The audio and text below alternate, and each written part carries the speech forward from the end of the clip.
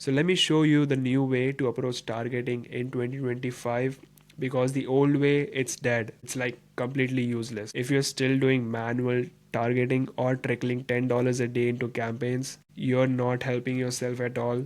So let's just fix that. Meta ads is not rocket science anymore. Here's the deal. Most people jump straight into broad targeting or some crazy complex campaign structure on a brand new account with zero data.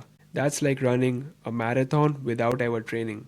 You're gonna burn out, waste your budget, and get nowhere. Instead, here's what you do. When you launch a new account, you split test 2-3 ad sets. One should be broad, one should be a lookalike audience if you have got strong data to pull from, and one should be a cold interest stack. If you're running on a higher budget, test all three. If you're on a tighter budget, stick to broad or an interest stack. It's that simple. You need to avoid the burn through effect. This is where people either nuke their entire budget in week one, or they just trickle $10 day campaign budget for months, right?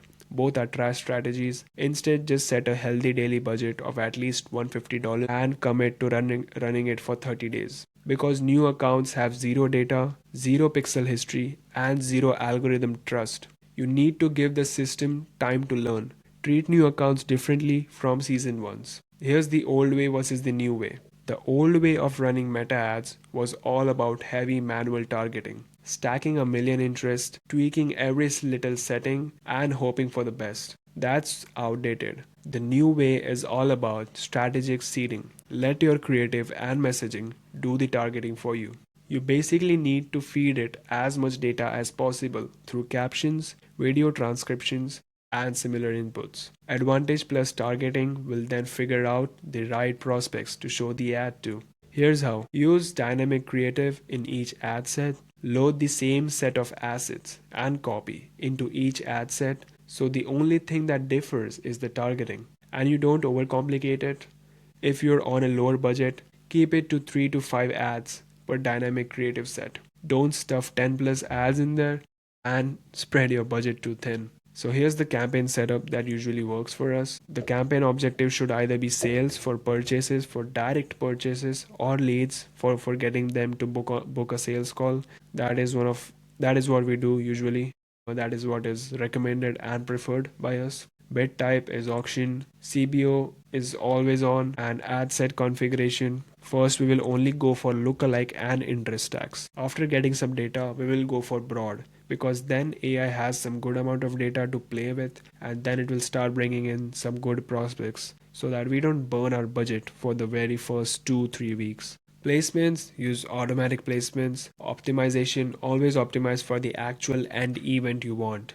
Purchase, schedule, submit application even if you have zero history. So here are some things to note. Now, if you're running call funnels, start by optimizing for leads, then move to submit application, and finally to schedule. But, and this is key, only feed qualified data back to the pixel before switching to the final event. This ensures you're training the algorithm with the right signals. Here's what most people screw up. They don't give their campaigns enough time to work. Once you have set everything up, do not touch it for 7 to 14 days. I know it's tempting to tweak things, but you need to let Facebook's algorithm do its thing. Monitor performance, but don't panic. If a bucket wins, then just scale it. Once you've got a scaling campaign, spin up a separate tasting campaign to keep iterating. Long-term optimization is all about beating the control. Keep launching new ads and angles based on actual data. And here's the secret sauce. Use data loops. Look at what ads worked, what didn't, who's closing, what buyers are saying on calls, and what questions they are asking. Turn all of that into new tests. Scale the winners, kill the losers, and repeat.